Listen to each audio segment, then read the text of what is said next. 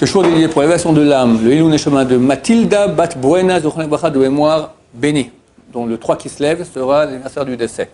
À question de Yehuda. Est-ce qu'on est obligé de passer par le Shidour pour se marier ou est-ce qu'il faut faire autrement? Est-on obligé de passer par le Shidour pour se marier ou peut-on faire autrement? Je vais mieux dire ta question. On est obligé de pas rien. On fait ce qu'on veut dans la vie. Mais qu'est-ce que Dieu nous conseille de faire et nous déconseille beaucoup de faire?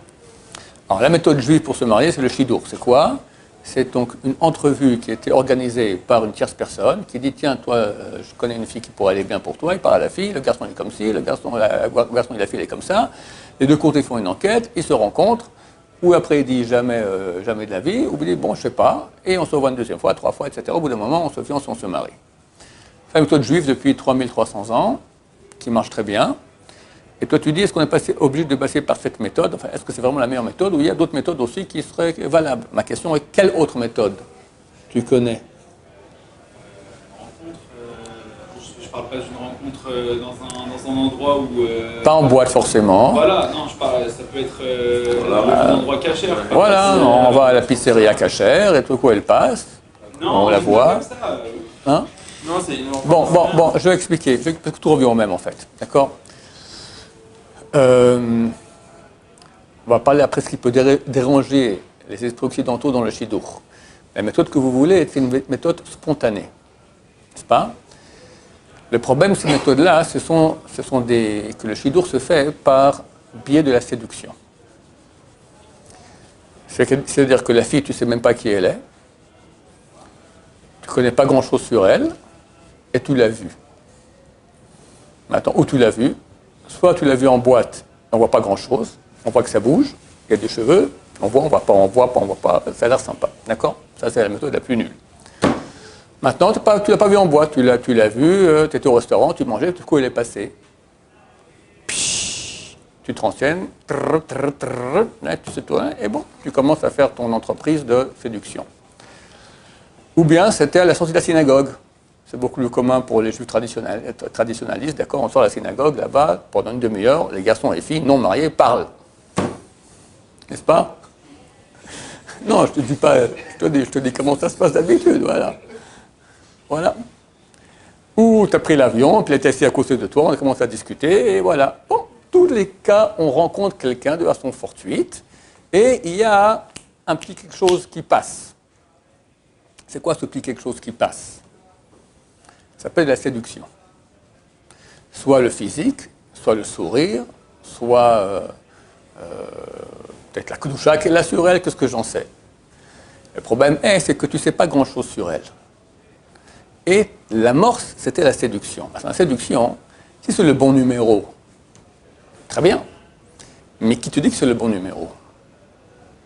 Quand tu fais un shidour, je vais peut-être un peu expliquer. Pour se marier, il faut 2 choses. Il faut que la fille soit bien. C'est quoi bien? Qu'elle ait le bon midot.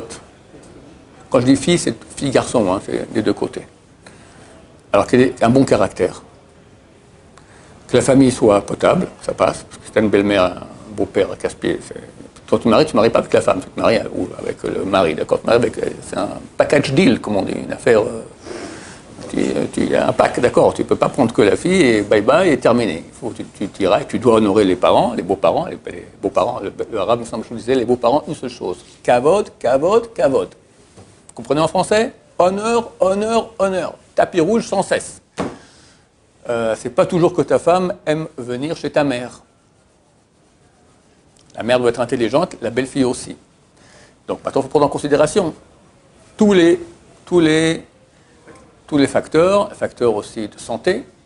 Bon, donc les midot, la famille, la santé, la hirat shamayim, t'es religieux, aussi bien sûr, côté physique, évidemment, la hirat shamayim, la crainte de Dieu. Je veux dire que si elle veut aller à la plage mixte et toi tu veux pas, ça fera des problèmes. Elle veut manger un hercher qui n'est pas très génial et toi, tu es plus marmire, ça fera des problèmes. Tu vas étudier le soir à la Torah, tu dis non, tu restes à la maison, etc. Il faut voir qu'on soit la même longueur d'onde. Une source de discorde qui est presque intarissable, c'est la Torah. La Torah demande à l'homme juif et à la femme juive des milliers de choses. Si on n'est pas d'accord ensemble, ça sera un millier de raisons de se bagarrer. Il y a déjà suffisamment de raisons comme ça, donc au moins que ce niveau-là, on soit d'accord, parce que sinon ça crée des...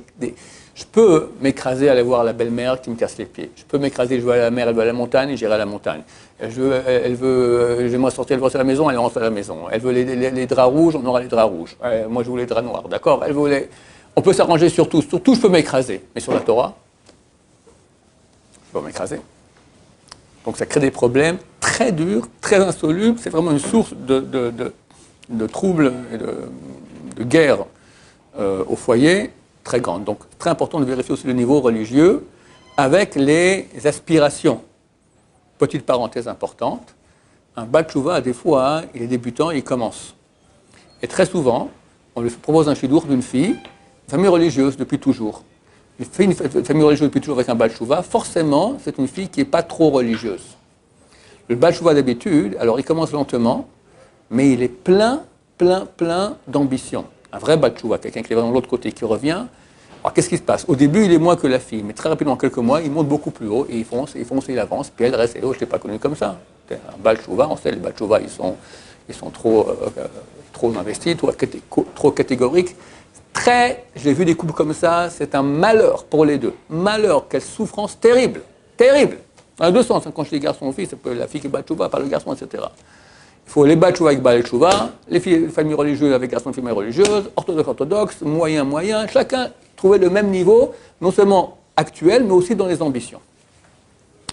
Donc, on va dire ça, je mets tout ce que je dis maintenant, tous les arguments qui font que la fille ou le garçon, le conjoint, candidat conjoint correspond, je mets 1. Après 2, il faut qu'elle nous plaise. Parce que, admettons que tout va très bien. Des fois, dans le monde orthodoxe, j'ai eu beaucoup de filles, donc j'ai marié 8 enfants, elles rencontrent quelqu'un, tout va très bien, parfait. Et on se voit 1 fois, 2 fois, 3 fois, jusqu'à 8 fois, rien. Il est gentil, il est bien, mais on arrête. C'est pas tous les gens qui sont bien qui peuvent être notre mari ou notre femme. Il faut quelque chose en plus. Quoi? D'amour, de l'attirance, quelque chose, un petit quelque chose qui fait qu'on est intéressé à se marier ensemble. Voilà le feeling, ce petit quelque chose qui est petit, après, très rapidement, il devient un amour très très fort. Mais il faut qu'il y ait ça. S'il n'y a rien, on ne peut pas. Alors, le problème est, qu'est-ce qui se passe, nous, dans le monde religieux, comment on fait? D'abord, on vérifie que tout va bien. On fait une enquête, très grande enquête. Bien vérifier tout, et après on se rencontre. Si on arrive au feeling, c'est très bien, parce que tu es amoureux, et tu as vérifié que tu ne tombes pas dans le panneau. La méthode autre que Shidour, toutes les méthodes autres que Shidour, c'est quoi? C'est exactement le contraire. Clic, tu fais comme ça. D'abord, il y a le feeling qui vient. C'est sympa, elle est jolie, il est sympa, il est mignon, machin, tout ça, on discute, on rigole, très bien. Personne ne pense au mariage. Que très éventuellement, peut-être un jour. Avec toutes les méthodes, il y en a qui, au bout d'un moment, oui, il y en a qu'après 3 ans qui ont vécu ensemble dans la même maison, ils se disent peut-être on va se marier, d'accord. Dans tous les cas de figure, ça commence toujours par séduction. Puis après, à un moment, vient la question, ok, est-ce que c'est vraiment maintenant la personne qui me correspond, oui ou non? Il faut que je fasse une enquête, il faut que je vérifie. Gros malin, crétin fini. Les sages d'Israël ont dit, même je te mets 10 centimes dans la poche pour juger entre nous deux, tu ne peux plus juger partiellement. Parce que tu es déjà attiré d'un côté. Là, ce n'est pas 10 centimes, tu es amoureux d'elle. Tu es amoureux d'elle, ou elle de toi. Maintenant, on va vérifier maintenant, est-ce qu'il correspond ce coco-là, ou cette coco, d'accord, à celle qui pourrait être ma femme ou mon mari. Attention, alors là, tu dis tout. Bon, alors là, il faut arrêter que je sois feeling, il faut que je me mette en juge partial, que je regarde bien. Pour prendre une décision vraie. Parce que c'est plus la rigolade, c'est plus maintenant pour kiffer ensemble, il doit être mon mari ou ma femme. C'est la mère de mes enfants, la grand-mère de mes petits-enfants, etc. Alors attention, feeling de côté, bien voir. Et il va juger. Il peut juger, gros malin, t'es amoureux comme je sais pas quoi. Combien de gens m'ont écrit? C'était mon petit copain, on est super amoureux, mais je vois qu'il y a des problèmes. Non! Il est coléreux, il est avare, il est paresseux, il a toujours raison, etc. Et la belle femme et tout ce que tu veux. Mais on est tellement amoureux, tomber dans le panneau, ça s'appelle.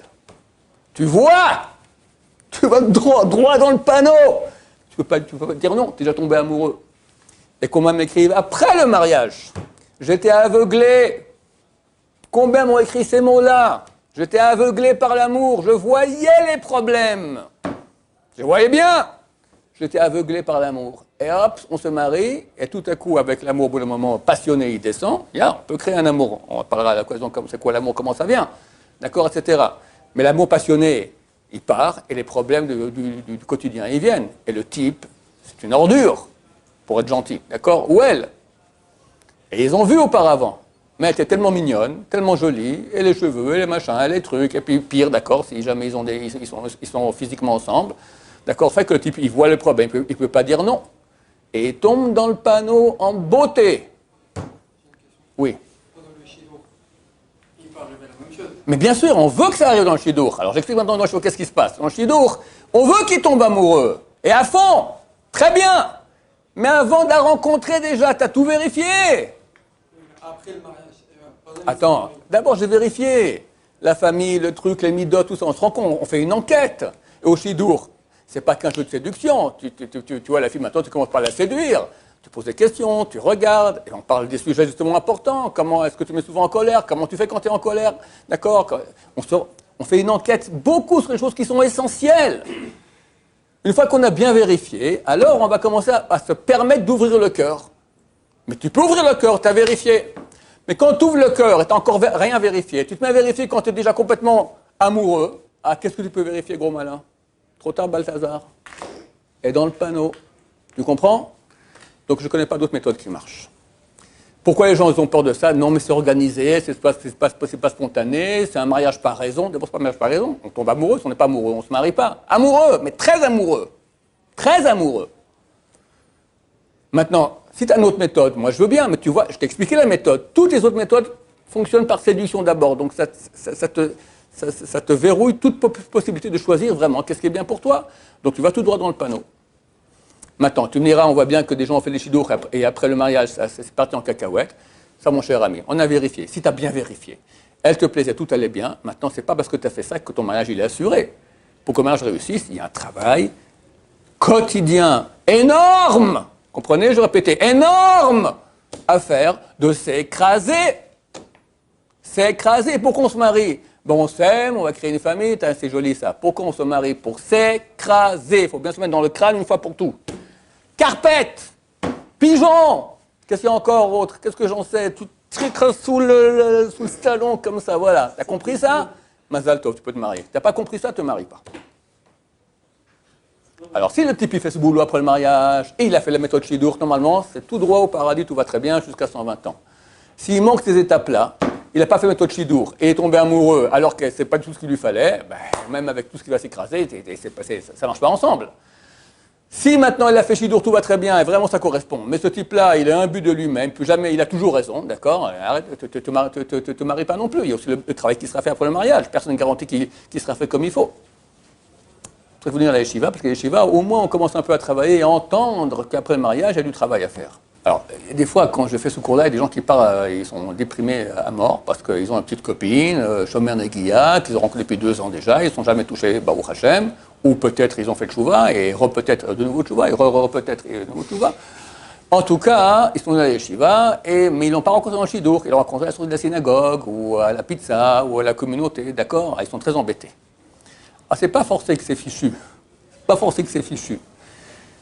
Mais il faut faire une bonne enquête vraiment très très sérieuse, voir que c'est vraiment que le candidat, elle ou lui, soit des gens très très bien, et que l'amour que tu as pour elle ou pour lui soit vraiment fondé sur des bases, pas l'amour, que tu peux être amoureux, parce qu'effectivement, l'enquête, si on l'avait faite, elle est positive. Maintenant, à Shidour, le meilleur, pour peut-être répondre à la question que tu voulais poser, c'est quoi la question que tu voulais poser? Oui, mais c'est quoi le shidour? Alors, je crois qu'ici, il faut comprendre. Le shidour, c'est pas que j'appelle une dame, bonjour madame, je m'appelle ainsi, j'aimerais bien une fille qui me correspond. Venez me voir, monsieur, et hop, bon, j'ai là-bas, truc machin, rencontrez-vous. Ça, c'est la moins bonne méthode. C'est la moins bonne méthode. Quand il n'y a pas le choix, on passe par ça. Mais on déconseille. Si on peut ne pas passer par la chatranite, c'est beaucoup mieux.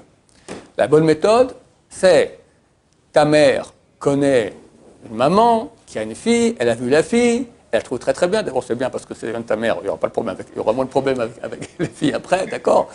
Et puis, ils ont discuté ensemble, ça pourrait y aller, et tout, on en parle à la fille de toi, on te parle à toi de la fille, ça peut aller, ça c'est le meilleur. Des copains, la famille, des gens que vous connaissez, des gens qui veulent ton bien vraiment, ça c'est le top, ça c'est le chidour, le meilleur qu'il puisse y avoir. Nous, on n'a marié personne aux enfants par chatranit, que par des gens qui connaissaient, etc., et voilà. C'est la meilleure chose, parce que ça, ils te connaissent, ils veulent ton bien. Chatranit, elle veut des sous. Alors l'essentiel, c'est que ça marche. Donc, on peut dire tous les mensonges du monde pour que ça passe. D'accord. Il y en a qui sont honnêtes. Il y en a aussi des très malhonnêtes. D'accord. Il y a de tout. Donc, on ne sait pas vers quoi on va. C'est beaucoup mieux si on a des gens qui nous aiment, des gens intelligents, qu'on a confiance, des gens qui sont sages, des gens intelligents, qui sauront voir avec le flair aussi, d'accord. Les femmes ont plus de flair que les hommes d'habitude dans ce domaine, qui proposent, ça c'est le meilleur shidduchim qu'il puisse y avoir. Oui. C'est par exemple 2 familles, elles ont grandi ensemble. Ces 2 familles, dans cette famille, il y avait une fille et un garçon. C'est le mieux. C'est le mieux. Ils ont grandi ensemble, on se connaît depuis qu'on est tout petit. C'est le mieux. On voit au bout on n'est pas ensemble, on se met pas ensemble, on a fait l'école ensemble, on était invités d'à côté et tout, on s'est vu depuis qu'on est tout petit, on se connaît très bien, vraiment. Ouais. Les familles se connaissent déjà, on peut directement passer à l'étape du mariage sans passer par le shidduch au début de rencontre. Bien sûr, comme elle lui demandait si elle veut se marier, la oui, d'accord, on voit depuis qu'on est tout petit. D'accord, on est d'accord. Ok, si on est d'accord, on se marie tout de suite, pourquoi on attend? Même pas de fiançailles. Allez, semaine prochaine, hop, mariage. Faut pas attendre. Les familles, ils n'ont même pas besoin de faire de présentation. Génial, très bien. Pourquoi c'est bien? D'abord parce qu'on connaît, on ne tombe pas dans le panneau. Deuxièmement, déjà, entre l'homme et la femme, la bonne entente, elle est très difficile. Elle est très difficile. Parce que l'homme réfléchit comme ça, la femme réfléchit comme ça. Ça n'a rien à voir. Les hommes, il y a un type qui a écrit un bouquin. Les hommes viennent de Mars et les femmes de Vénus. C'est un nom juif et c'est un bouquin que les rabbins recommandent beaucoup. Je n'ai pas lu, mais on recommande parce qu'il explique bien les choses. Entre parenthèses, il a divorcé 3 fois, le type. D'accord. Et je connais quelqu'un qui s'occupe du Shalom Bayit. Lui aussi, il a beaucoup de problèmes de Shalom Bayit, mais il m'a dit que c'est les plus grands spécialistes en Shalom Bayit, ceux qui ont des problèmes eux-mêmes de Shalom Bayit, parce qu'ils connaissent tellement bien le cas de leur propre vie, d'accord, qu'ils savent très très bien conseiller. Alors donc, vu que les hommes viennent de Mars et les femmes de Vénus, tu dis une chose, elle comprend autrement. Elle dit quelque chose, ou elle ne dit pas et tu dois deviner, tu n'as pas deviné, tu es un nul, d'accord. Il faut comprendre comment ça fonctionne. On fait des formations avant le mariage, mais bon, c'est très peu par rapport à la réalité, le choc qu'il y a après quand on voit comment c'est quoi une femme, d'accord, et quand la femme comprend c'est quoi un homme. Donc déjà, c'est très très dur. Maintenant, s'il y a des mentalités différentes, ça rend encore plus difficile la bonne entente, tu comprends? Toi, tu dis un truc qui vient de ta ville, elle comprend autrement, parce qu'elle n'a pas les mêmes... Si c'est 2 pays avec 2 langues, c'est encore pire. Mais même, d'accord, entre par exemple Ashkenaz et Sfarad, d'accord, on n'est pas raciste, on aime tout le monde. Mais le monde Sfarad, le monde Ashkenaz, il est assez différent. Maintenant, tout marie ensemble, c'est possible. Mais il y a beaucoup de mésententes, beaucoup de façons de réfléchir qui sont complètement différentes. Marocain et Tunisien, d'accord, c'est très connu, ça ne marche pas ensemble. Alors, il y a des familles de Tunisiens marocains, il y en a, mais très souvent, c'est pas le même. C'est connu que ça marche. Le Rabbi Sonnet disait les Français avec les Français, les Tunisiens avec les Tunisiens, les Irakiens avec les Irakiens, les Russes avec les Russes, les Polonais avec les Polonais, et si possible, la même ville. Il y a le sud du Maroc et le nord du Maroc. Il faut du sud avec sud, nord avec nord. Alors, tu me dis maintenant, si on a grandi ensemble, très bien, c'est le top. Quand tu diras un truc, tu comprendras exactement de quoi tu parles, d'accord? En plus, on a des références du passé. Tu diras un truc, elle va rigoler, elle se souvient de tout, tu comprends, voilà, de ce prof-là, de ce truc, voilà, du rabbin qui a fait une blague. Vous vivez ensemble, vous êtes du même cru, ça unit énormément. Quand quelqu'un vient d'une autre vie, d'une autre histoire, d'un autre... Alors, c'est possible, je ne dis pas que c'est impossible, mais il y a un grand chemin à faire pour que ça marche bien ensemble. Et déjà, c'est déjà tellement dur que ça marche bien entre l'homme et la femme. Si tu mets en plus l'éloignement des mentalités, etc., ça rend encore plus... C'est possible, je répète, mais ça rend la tâche encore plus difficile. Aujourd'hui, tu vois bien que tu tournes à gauche, tu vois à droite, que tu vois que des guerres et un manque de Shalom Bayit. Donc pourquoi rendre la tâche difficile alors qu'elle est déjà difficile comme ça? Donc au contraire, c'est très conseillé comme ça. Ça va? Alors tout le monde fait Shidour maintenant? Bezrat Hashem. Des questions? Baruch Adonai, Amen.